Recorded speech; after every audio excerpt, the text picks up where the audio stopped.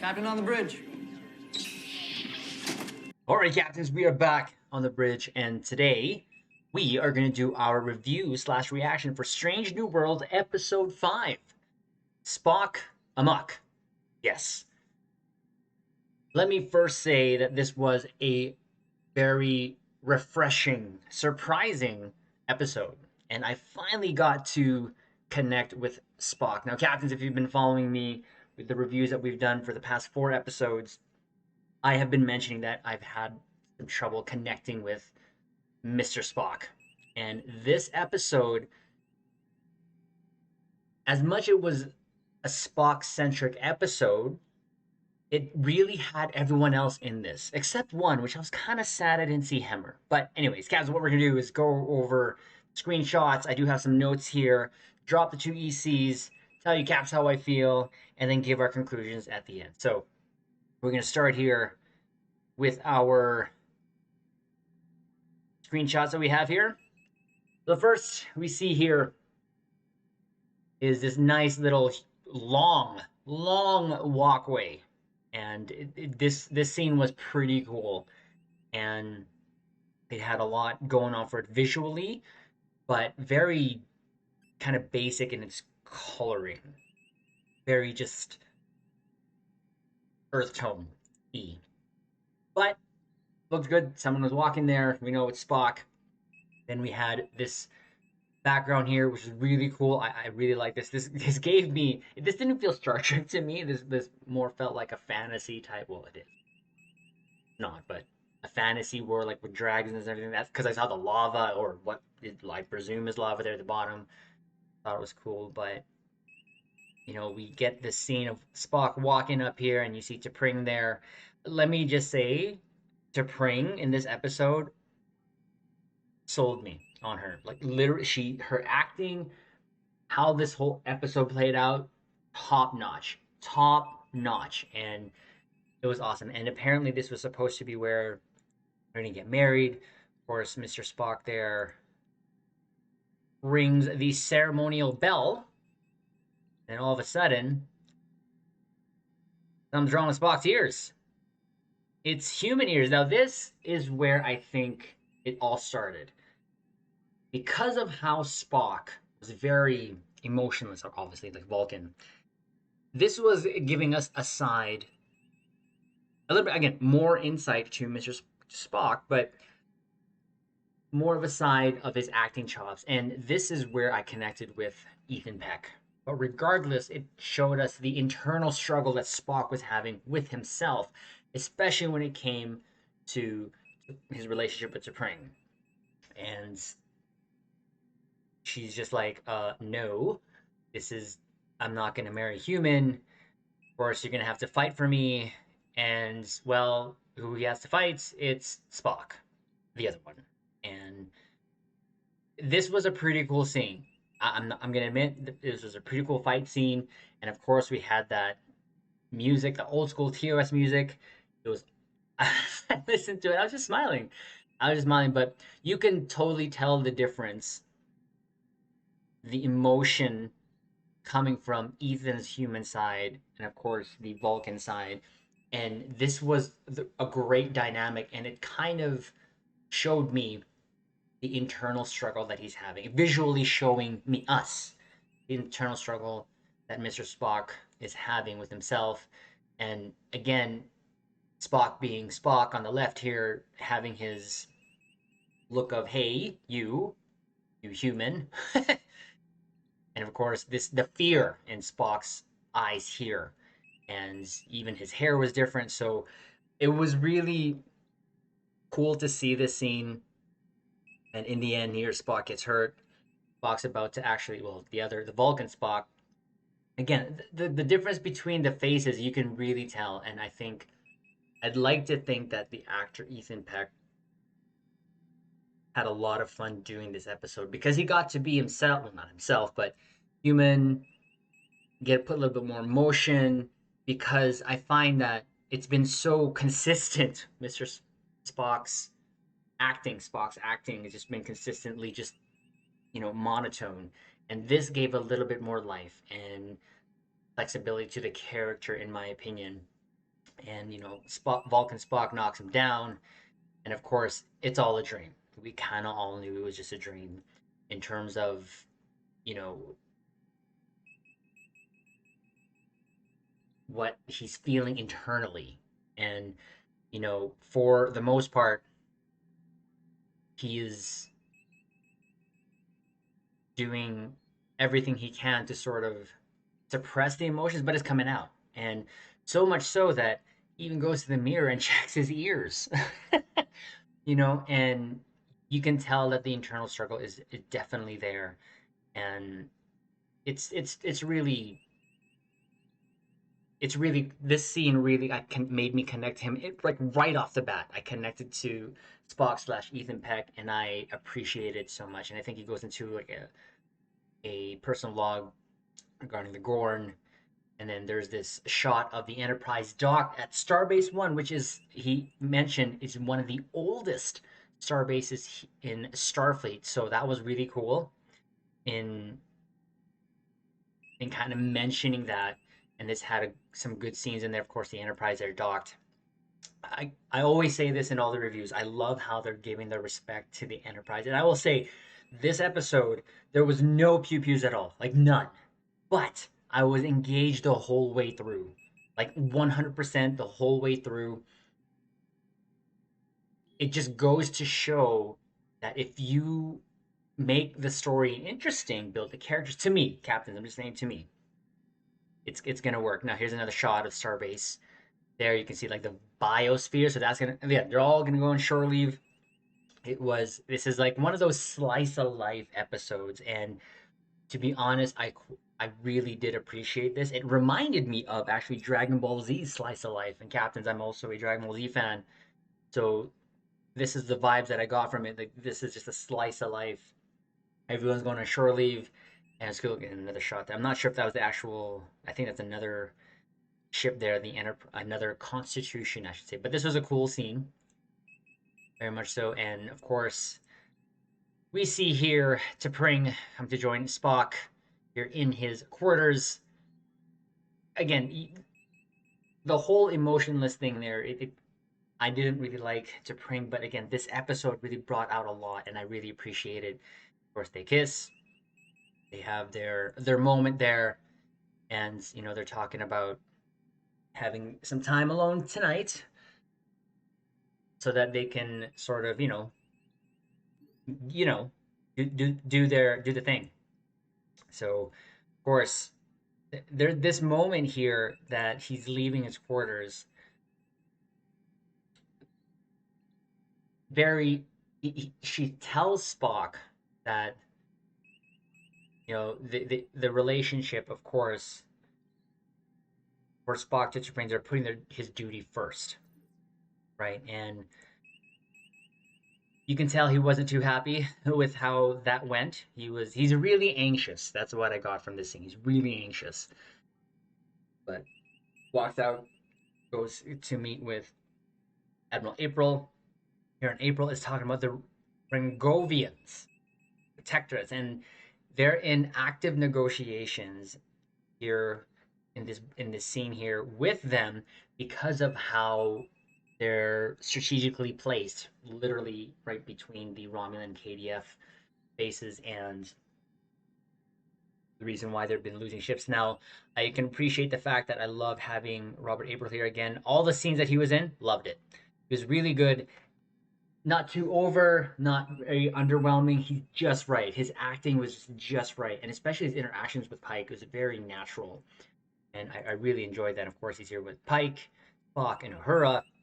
Uhura didn't have a lot of lines in this episode, but obviously she would be there because there's negotiations with another alien race. Doing a lot of typing, she's doing a lot of facial acting for Spock there. And then, of course, we see Pike in his little dress uniform.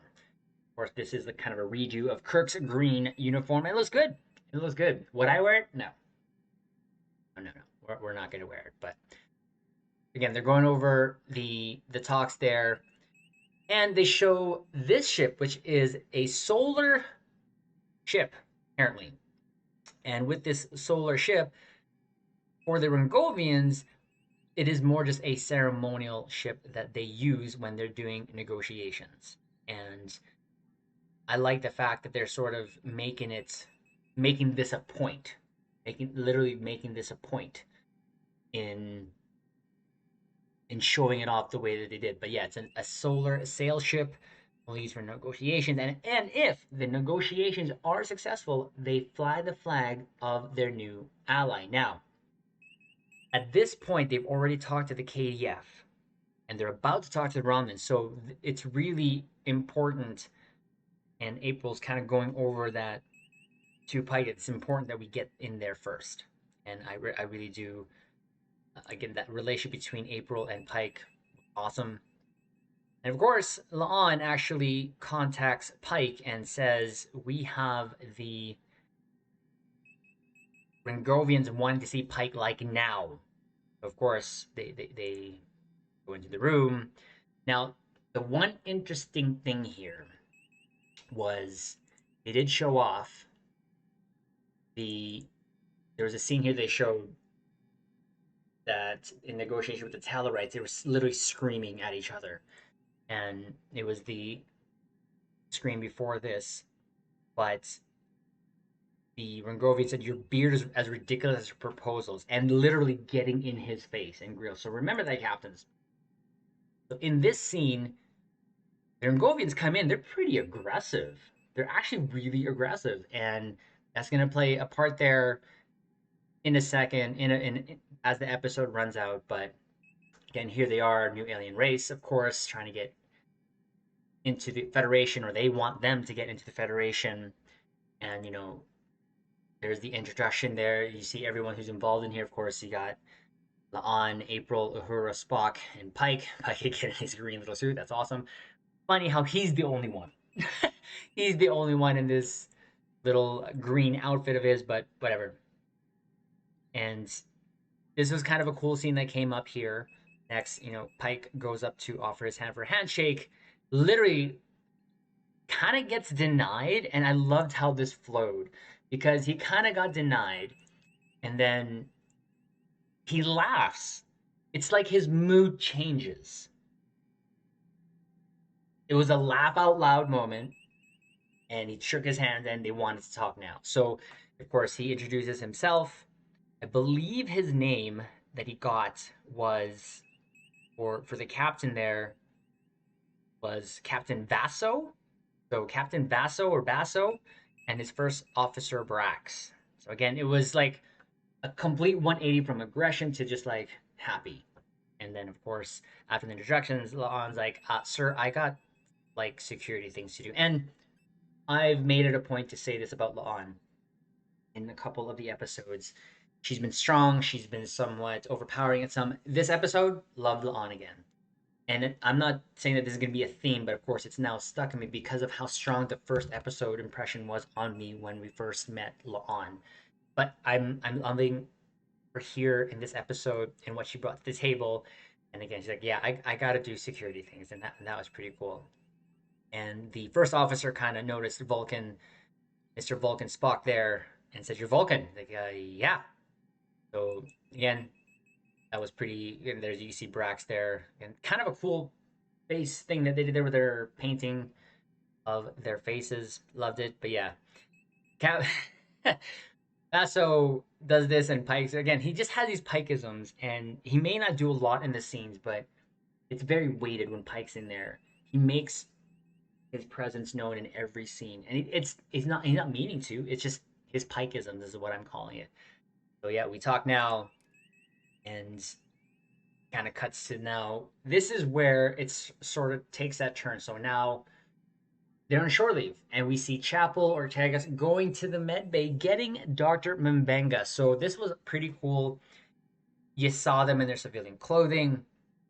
Chapel there, Ortegas grabbing Mr. Mbenga in his fishing hat. That was pretty cool. But they were also talking when here, Ortegas and Chapel were talking about, I believe, what is Chapel's boyfriend, and I believe its name is Dever, or Denver, whatever. But she's saying that a very casual, no attachments for just for fun relationship. And again, this is gonna play a part. And I like how again all these story plots are opening up and they just continue the course through the episode and they close up. But we'll get to that. And now there was something that was mentioned here for fun, and then Ortega says something about just like that gal from a planet of something too, and then she says there's a misunderstanding, and it's like it was mentioning something being chased by a phaser fire. So I just thought that whole interaction was laugh because I put an LOL there in my notes, and it was pretty cool. So again, of course, that Dr. Mbenga changed up. He was actually working on something that sort of medicine before when they came in. He puts that away. But the focus here is they're getting ready for shore leave. There's Mbenga. Next scene, they're going to the transporter room. You have Una, of course, on Kyle. And this was kind of a funny moment. I really did like and appreciate this because there was a mention of a nickname from a slip up almost from, I believe, is Dr. Mbenga. And of course, you see Mr. Kyle here, which I think is the first time I heard that he was a chief transport. I thought he was just like, okay, whatever. But again, you see where this is sort of going when it comes to episode and how it's going to be flowing because Mbenga's comments are, yeah, what are you two doing? Well, no, they're not going to do anything. Ortega's saying, no, they're not going to do anything because something about a nickname or Mbenga. And of course, it's. Una's face is like, what? What nickname? And he's like, oh no, nothing. I said, and then of course you see Chapel's reaction. Chapel, I loved her in this episode too. And let's be honest, I loved everyone in this episode. That's why it's a shame that Hammer wasn't here, but I'm not sure if they could have fit something here. I bet they could have, but regardless, this was a very good interaction with the crew. Again, I'm always feeling that connection with the crew, and I love and appreciate that. And of course, they get transported off. Asks Kyle, "Hey, do you know?" She's like, "Oh no, he made the most ugliest voice, but it was quite hilarious." And we'll figure that out in a bit later. But then we go back to Pring here and Mr. Spock. They're it's not going well for Spock because the negotiations took way too long, and of course, Pring was just waiting in the room. She was not happy. Let's just say that she was just not happy, and obviously, he apologizes to Pring, but to Pring says concerned that Spock's time in Starfleet is human, and they may be incompatible. So, literally, Spock's worst dream coming true. Pring literally saying that. She leaves the room and just really hands over to what they had ready. Man, that's a huge mountain of rice. I'm Asian, so I'm just going leaning towards that that's going to be rice. But she leaves the room. She's not happy. And then now we get back to a scene here in a bar, Chapel with Dever or Denver, whatever the name is. And she's really trying to get him to go have some fun, really pushing that. But he wasn't having none of that because actually what he wanted was to talk about the relationship. And it was having a proposal to her to maybe ask her transfer. But in that whole scene there, she kind of is very, as soon as that commitment talk was happening, she's like, So there's that Dever guy, red shirt. They're not obviously in the same ship. They're from different assignments. Love how Chapel looked here. Like you see her from her casual clothing, then all of a sudden she's all dolled up here, meeting a date, and guy doesn't even change his uniform, but sure, just because Chapel's gonna take you seriously. Now, starts talking and she makes that face like no, but she does see Mr. Spock and he uses that opportunity. Say, hey, listen, I see my friend, I gotta go talk, and pretty much just blows him off. So that was kind of it hurt the heart, hurt Dever's heart. I feel for him. That has happened to Triz many a times, but for the most part, it is what it is. And the one thing I will say that it took 14 minutes to get into the actual intro. I keep forgetting. I am so invested in the episodes already. that I forget that we haven't even seen the intro. I've said that already, how like 4 times already, 5 times now, and it's awesome. And of course, I watched that trailer. It's awesome. But happened before this scene. Now Chapel does actually take the opportunity to say, "Hey, listen." So I see my friend. Bye. It cuts back to Una and La'an talking about this whole, but what they're gonna do, and their fun is, well, Una's looking to go over the duty officer roster, and La'an checking some things out in security locker. This was good. I loved these moments between Una and La'an. You can tell they're really they have a real good connection, and I love and appreciate that. Of course, she's actually being La'an gets contacted saying that there's a security breach, and she asks who's the backup, and Una's like, I'm your backup.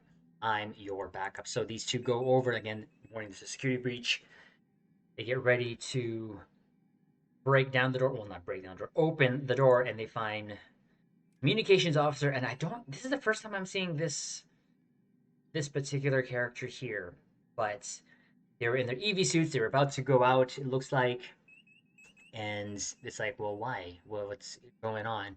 They're saying like, we're a crew member. Well, okay, well, thanks, Tips. Obviously, they would recognize the communications officer, and I'm pretty happy that she's getting some screen time. She's pretty cool, and in this, she got some limelight on her, some light show some of her acting skills, and I appreciate it. I really do appreciate it. Again, this was all slice of life, so there was the music as well. What really made each scene here was the music, and I appreciated that. And again, it just reminded me of Dragon Ball Z slice of life episodes, and those are usually put in between episodes between big fights in Dragon Ball Z. But this was it just flowed really nicely. Again, trying to get more backstories on the characters and having these more exploratory stories in terms of each character, what their background is. And I know I've mentioned this before. I don't like it when shows go backwards in time, but if this is an example of how to do something right, a prequel show to something, this is right now probably the best example I can give someone if they'd ask me what's the best prequel series out there now. I would say Star Trek: Strange New World. Can you tell I like it? I like it. It cuts back to the scene here, and of course, Spock does tell Chapel all that is going on between him and T'Pring, and it's kind of you kind of feel for the guy, but you can also notice Chapel's sort of flirty attitude toward Spock, and it was funny. He gets slapped upside the head, and this is from the trailer, and he just has this look of "Mo," and again just keeps going, explaining on the whole thing about how he puts his duty before T'Pring, and of course this. And she says, "This is why I avoid relationships." And of course, Spock does say that T'Pring thinks he's a compatible mate due to his human side and talks about his dream, saying he was half human. Tells her everything, and they had it was a good background conversation. They were talking about the pets they kind of grew up with. Actually, Spock actually did smile, and Chapel gave him some advice, and of course, she says, "What are friends for?" Spock repeats it, "What are friends for?" And all I know is humans are easy to tease as Vulcans, and Chapel smiling at Spock. Like, I was really. You can tell. There is a fondness of Spock from Chapel, and the actress does a really good job of conveying that. And I do appreciate this moment. And again, even within the trailer, I didn't know it was leading up to this yet. It was still a surprising moment between the two, and I appreciate it. Now, of course, Spock goes back to his quarters to bring there. He is recommending some sort of ritual, and it's something about Vulcan soul sharing to see their point of view of each other, so that they can truly understand each other. And now they start. So they go into the room. They start chanting in Vulcan. Here, all the room is just lit with candlelit. And the next thing you know, okay, all the lights, all the candles go off, and they've switched bodies or switched minds or whatever how you talk about their chakras literally switched. So T'Pring is Spock, Spock is T'Pring, and what this is where another level was added in my appreciation now for Spock and of course now T'Pring, because what was coming across here was them imitating each other as actors, actresses on their mannerisms, and you can really see it, and it showed because actually the bell rang, and of course, well, in a bit. It's gonna ring in a bit. Sorry, getting ahead of myself there. So again, they're noticing the situation. It's kind of sucks at this point, and they have to try to find out what's going on. And the next scene here now goes to April going to Pike's quarters and saying that the Rangovians want literally to call up the negotiations, but there's a chance they need to talk to and only want to talk to Spock. Of course, of course. But the reason I took this picture here, the screenshot, is again, I'm totally loving April's relationship with Pike, and it's a very good dynamic relationship between the two. Just good old friends, older. You can tell that they've known each other for a long time, and again, I really do appreciate that. But that's the whole point of this. They don't want to negotiate with Pike no longer, but now with Spock. That again is going to play a big part when they get back to together in their negotiations. So apparently there's a connection not made. Of course, they don't want to talk to Pike, but to Spock now. Again, you see this interaction now go back to Spock and to Pring. This scene they were humming. It was kind of funny. Of course, whatever they're doing is not working. And now the bell rings, and they're like, "Oh crap!" Right? It's Pike, and here you can see the mannerisms. Spock always had his hands behind his back, and T'Pring always had her hands forward. And I loved this because, again, it was giving me an appreciation for how they're imitating each other. And you can tell. And eventually they do tell, like, that. And gives that face. They tell Pike what's going on because they think it's the best logical course of action to do. But the situation is they need Spock to talk and carry on this negotiations because it's a very important negotiation to the Federation, and they just speak of saying that this is an opportunity for T'Pring in Spock's body to kind of figure out, right, to experience why this is so important to Spock, his duty to the Federation. And again, his face was just awesome there, and he makes this really Pikeisms happen here, and it's hilarious. So at the end of the day, they grab Spock out of there, and as Spock is walking out, literally takes the shawl off of his shoulders. A little funny look, and of course Spock is concerned in Krang's body. Now goes back to Una and La'an here, and I don't know what she said. La'an shouted something, and I'm not sure if it was dibs on who they were going to get because that's kind of what happened. But essentially, Una and La'an here are going to be interrogating the two ensigns or the cadets. I believe they're just ensigns. So La'an takes the communications officer, and she's pretty harsh, but it's in a comical way. It's in a comical way, and the actress here, she was like crying and everything because she was being. And this is where they mentioned they were doing Enterprise bingo, and I thought it was kind of funny in terms of just giving her a little bit more of a backstory. And yeah, it was apparently they were doing Enterprise bingo, and that they were on the last square. But it was this cadet, this ensign that told Una, and then the dynamic between them, like La'an was very harsh.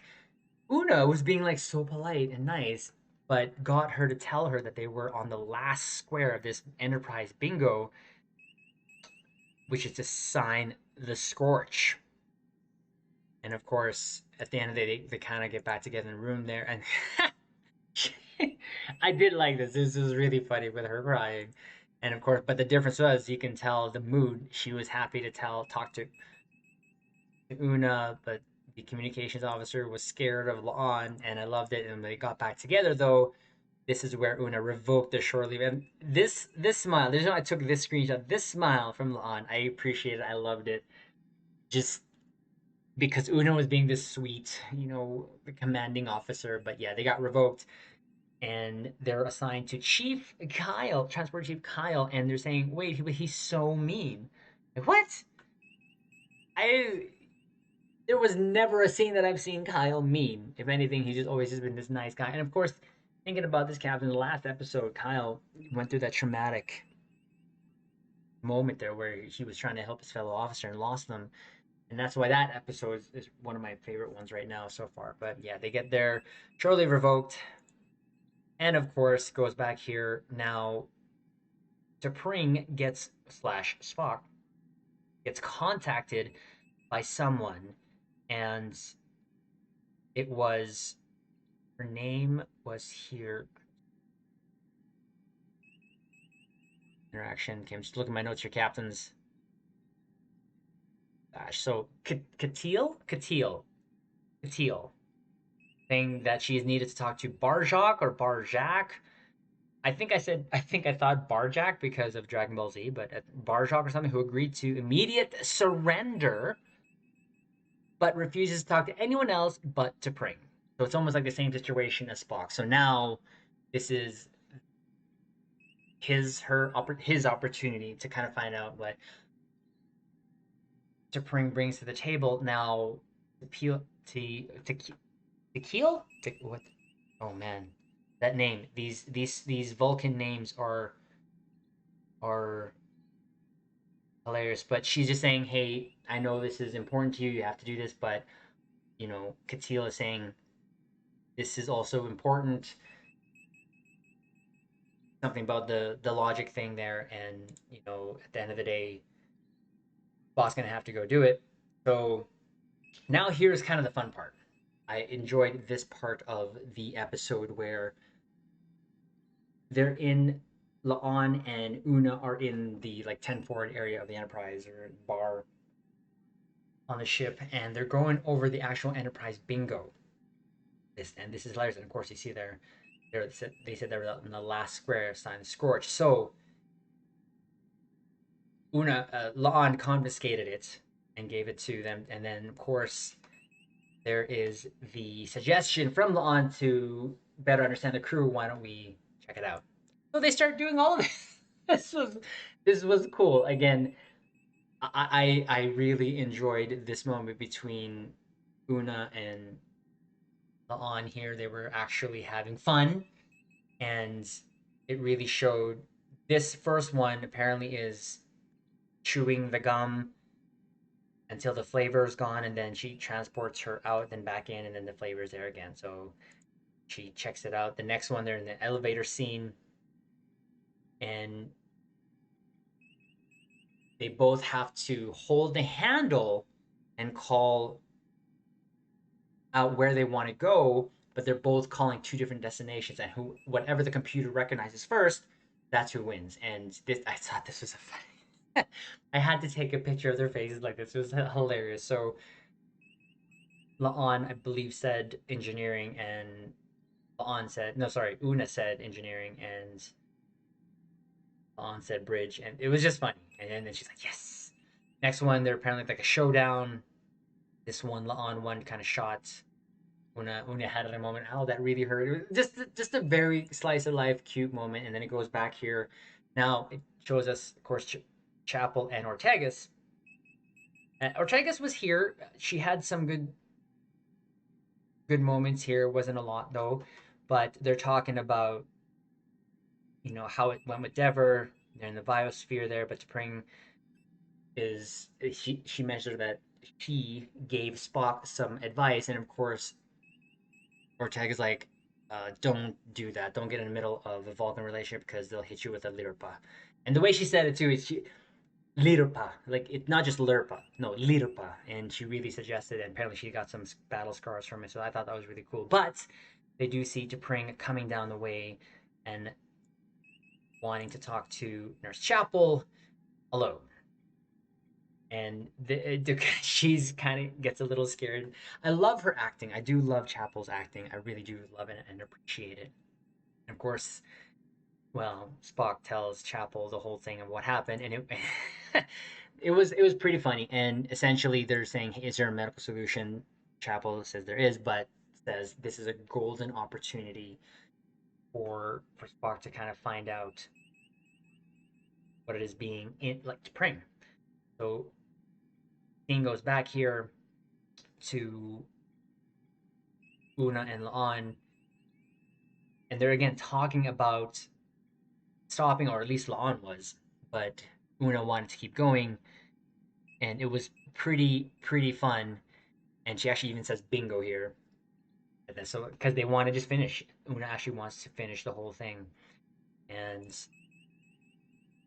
so then it's cut back scene now to the negotiations now where Spock is stuck slash T'Pring. You see Uhura with him, her, yes, her at this point. And there was something that Pike did notice in this whole situation, that they were now taking on sort of like a Vulcanish attitude. Now, I took this screenshot because, well, even though this is concentrating on the negotiations, they still took the time to give the Enterprise some screen time, and I appreciated it. There's a bunch of scenes here where they'll show it, and she's just there, docked in space dock. I love how there's that glow on the deflector. Again, there's no actual glow, but this is the glow of the material off of sun there, but also shows that solar ship. But Pike does notice that, and Pike takes a moment to interject, and they weren't supposed to, but he did anyways. And to tell Spock about what the Fed is about, addressing to Pring, says, "You, Mr. Spock, are simply everything that is great about Starfleet." Right? So even though Pike was talking to Spock, quote unquote, literally telling to Pring, you know, Spock is everything that is simply great about Starfleet. And I love that. And of course, the Rangovians kind of catch that. Says, sorry, didn't mean to interrupt. Of course, goes to goes to Spock and says, "Hey, I'm so sorry to put you in this situation here." But then these Rangovians, they leave. And again, another awesome screen shot. It's a little closer, a little more clear of the Enterprise and that solar ship. And I thought it was really good in terms of, again, giving it the screen time. And the Rangovians actually say the actions has impressed defending the crew. Conclude right now, but we'll offer summation. And then, of course, there was some TNG music vibes that went on. Again, I said it earlier that all of this had what made the scenes were the music, and it was TNG vibes, the music they played here. But again, they're impressed with how the captain was defending their crew because they were, again, talking back and forth. Of course, T'Pring was in that situation where just trying to apply the logic, but Pike had to step in because he was noticing that she was not doing so good. So again, I love this scene of all the scenes. Again, I took this screenshot because you can see now the Rangovian is actually walking like a Vulcan. So, and Pike notices that.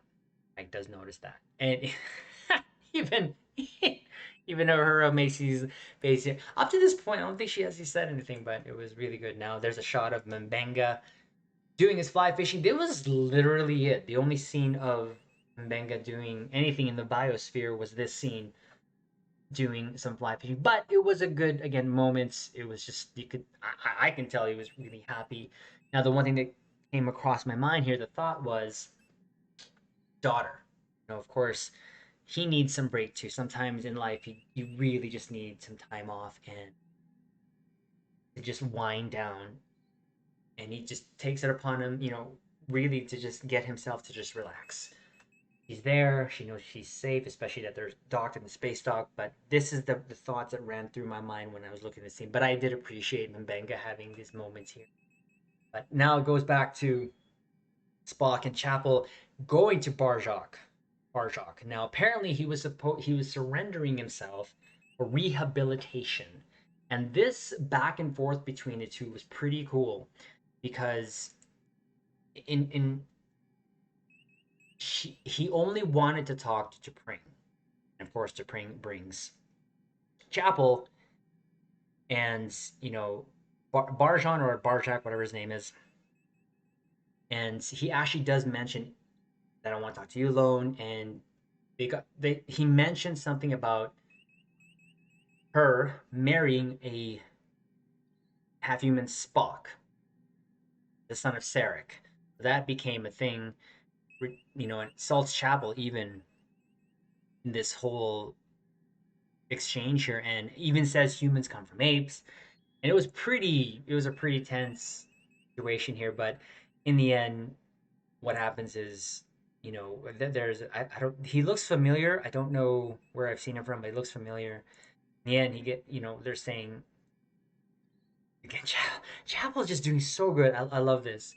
Get exchange back and forth, and in the end, Spock literally decks him. And I chose this one because look, he sold it. He sold the being punched there by Spock there, and of course Spock mentions, hey, let's just kind of exclude this from our details there. And again, I just love this interaction between Spock and Chapel just being so, as much as this was a Spock centric episode, it was like almost everyone. Like everyone had their moments here, and I appreciated that. Another shot here of the Enterprise docks with the solar ship. This solar ship here is like all this like golden looking ship here, but again, the respect to the Enterprise, making sure that she is shown. I love it. So now both Spock and T'Pring go back to the med bay. Horseman Banga is briefed on the situation. He's putting this sort of paste on them. And this was what he was working on earlier when Chapel and Ortegas got him from the med bay. Apparently, what they're going to do is zap them, essentially.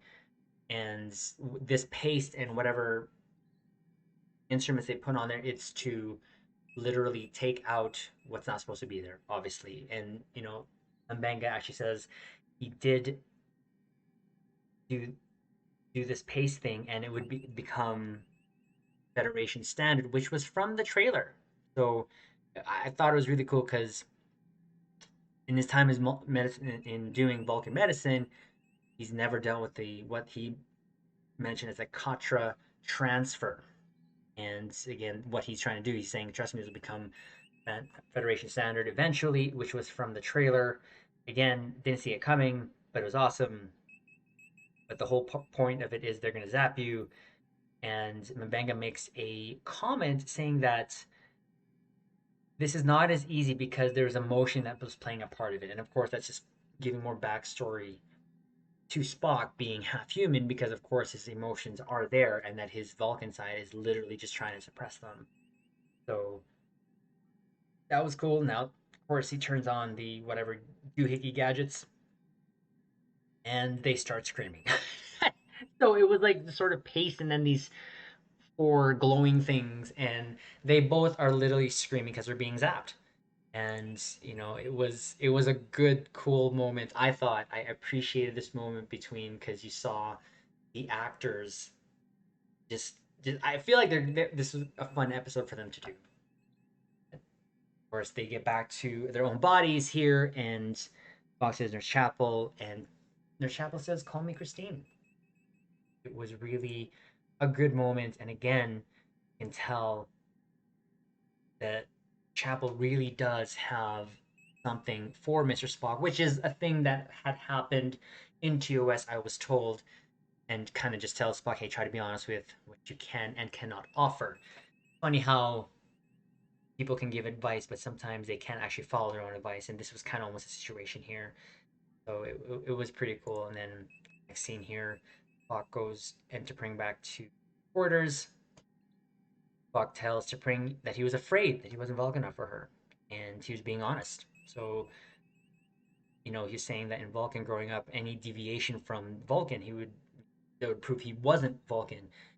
And I did also appreciate this because in Starfleet, he's accepted for who he is, half human, half Vulcan, quite simply Spock, which was from the trailer. And again, that moment that he said that was like almost like a complete sort of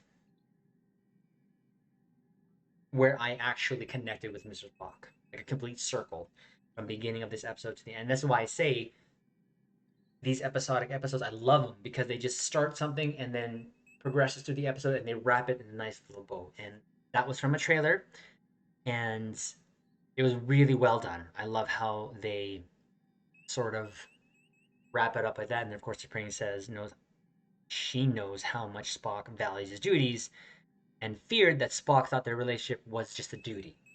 So that was her fear. Spock's fear that he was just not Vulcan enough. Spring's fear is that their relationship was just that, just to be a relationship for the sake of being a duty. And they reassured each other that no, they want to be there. And these moments between these two, I loved. I really did. This whole episode just knocked it out of the park for me. Of course, they kiss and they're gonna do something. We're gonna leave that. Now it goes back to the negotiating tables here with the Ringovians, and they're asked by the Ringovians why they should join, why they should ally with the Federation, and literally Pike says, "You shouldn't." And it was like, Chris, like, why turn our enemies into your enemies? I thought that was really cool. And then they mentioned, of course, this next line here: we're 3 years clear of the Klingon War. Romulans are biding their time. Who knows that what species will piss off next time? And of course, explains what they would get if they joined the Federation. So it was kind of a negotiation tactic there, and it was again kind of what Pike has noticed from the beginning to the end. And of course, Uhura does actually say something here. And beginning here, do you know what you're going to say to them, sir? Of course, April says, I hope so. And that's what he says. What he says is, they shouldn't. And that was like, what? Dude! April's moment of, dude, what are you doing? It took us so long to get back here. But actually, Pike had a hunch, like he said. And they argued with the Tellarites. They're reasonable with humans, logical with the Vulcans.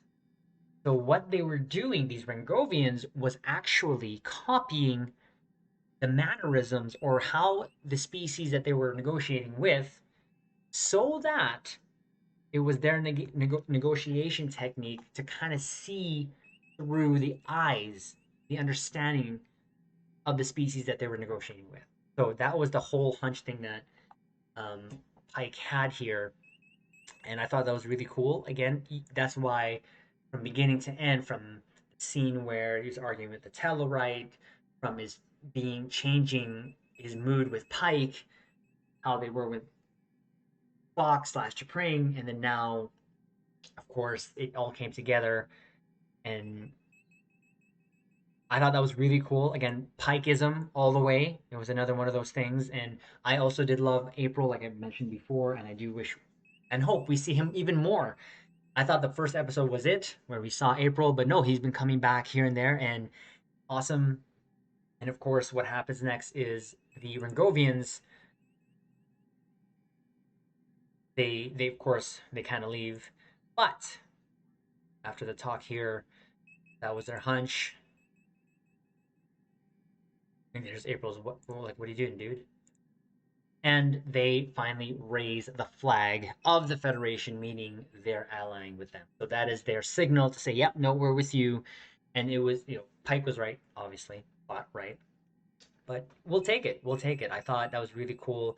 Again, nice scene of the Enterprise, again, giving the respect to Enterprise as a character on its own. And of course, showing that solar sail ship with the Federation flag was really cool. This whole scene, this backdrop here, I just loved. I loved. And then, so the last part of the Enterprise bingo is they literally have to walk the hull of the Enterprise to get to the Scorch, which the Scorch is the oldest piece on the Enterprise that has not been replaced. This was cool, and again, there was still all of the things that they did to get to this point was just for fun. And there was a mention on the bridge last night, the Twitch bridge last night, that this was kind of silly, but I actually didn't even think of that because they were, you know, walking on the hull differently than anyone else would because the ensign, they were actually going to take their suits on. La'an's way of doing signing the Scorch was to get a force field and erect a force field, and that's what that glimmer is there. She checked it because La'an was like, "Is it safe?" And it was cool. And the whole point of it is it's good luck to sign it. And I thought that was pretty awesome here. And you see them again, the scene, just them walking on the hull. So there's a whole force field here somewhere. Whatever. I thought I appreciated it. I liked it. It was awesome. Now you'd think they would be seen by someone from the starbase saying, "What are they doing?" But again, I wasn't thinking of that. I just thought of that right now. Of course, they both sign it. There's La'an's, and then there's the other. I bet you this Scorch was from the battle in Discovery, which is kind of cool. I like that concept, but here's some lot of the crew signing this because Enterprise Bingo is a thing. Of course, Una signs it. Number one. I, all I can do is just smile when I see this captain. Because I really, from beginning to end, I'm loving it. And then, of course, the sail ship flies over the Enterprise there. And I thought it was what made all of these, and like I said before, is the music field. There was some just great moments where they played the music. It was awesome, but of course goes back to Spock and to Pring. They did the thing. They did the thing, and they're happy at this point together. You can tell that this is going to be probably. We'll probably see T'Pring more. I hope we do. I have a better appreciation for T'Pring, and I hope that there's another type of these slice of life moment episodes where she'll be back, where Spock is with her, and of course now goes back to the scene with Chapel and Ortegas. Again, Ortegas wasn't really in this a lot, but you know Ortegas asked her how did it go with Dever, and told him Chapel said he was boring, and she was looking for the right guy, and like Ortega's like who, and of course Chapel's like mm-mm-mm. So again, I thought that was such a cool episode. I loved it.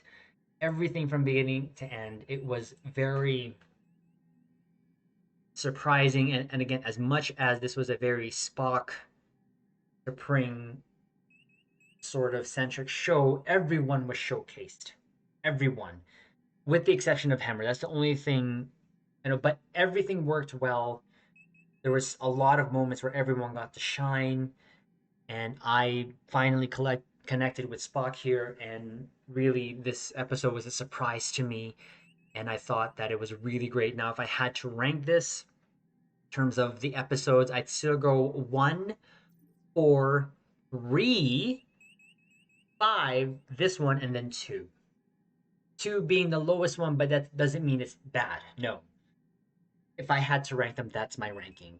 Again, captains, I've said that covering Strange New Worlds has been such a fun and joy for me that I've it's just giving me a different appreciation for what we have. And a lot of people don't like it, and that's fine. I'm not, we're not telling you that you can't enjoy this, but you can enjoy what Star Trek you want. And if this Trek is not for you, guess what? You can go back to TNG, you can go back to Voyager, DS9. I have said on many occasions, Discovery is not my favorite, but I respect it because it actually gave us Strange New Worlds. And this episode, again, was it's all of these episodes 1 to 5 here have just been great. Surprise after surprise, really just nitpicks is all I have when it comes to the episodes and how I feel. If I have to take anything away from it, but this one with Spock, Everyone got to shine here, in my opinion, with the exception of Hammer. So I'm hoping the next episode we get some Hammer because, again, that actor is from the same city that I am. Go Flames! And in the last episode where I saw him, he was great, and I do love his acting because, like I mentioned before, he's got a lot of weight to it when he's there. But again, overall, this episode was awesome. I had to watch it twice, and not because I was taking notes, but just because I enjoyed it that much. And I'm just having a deeper, deeper appreciation for Strange New Worlds as it goes. Now, I will say this is 5 episodes in. If this goes, if this is all the good parts, okay, all the good parts of Strange New Worlds season one, everything from this point, just like how it was when we were covering the trailers, everything from that point, but everything from this point, episode 5 on, is bonus because I'm sold. From the characters, from the ships, from how they're telling the stories, the episodic themes, just everything's great. And I know I've sort of fanboyed it all over this, Captains, but I really want to lean into the positivity because whenever I'm watching Star Trek Strange New Worlds, it's just taking me to a place back to when I was a kid, when I was introduced to Star Trek, and it's making me love Star Trek that much more or appreciate, especially this iteration of it. And I was leery, but excited, but all my fears of how bad this was could have been, it's gone. There's none whatsoever. The next 5 episodes could be all bad, and this would still get a solid 10 out of 10 score for me. I know that doesn't make sense, but trying to make the point that a lot of what we've already seen up to this point has just been great Star Trek to me. To me, I know people won't agree with it. Some people say that they don't like the new Trek. That's fine. Stay with your old Trek. I like the Trek that I like, and that's fine. And I just hope that we can just appreciate this for what it is. And I can't wait for the next episodes and to see how they build up and how they're going to close off this season.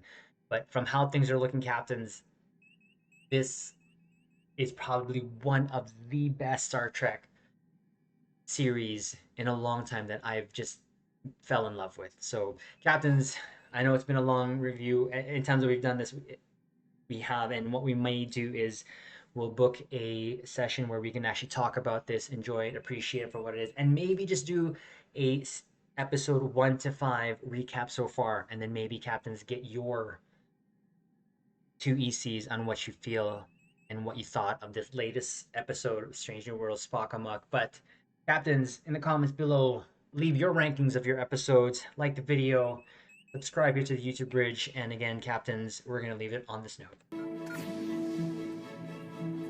Live long and prosper.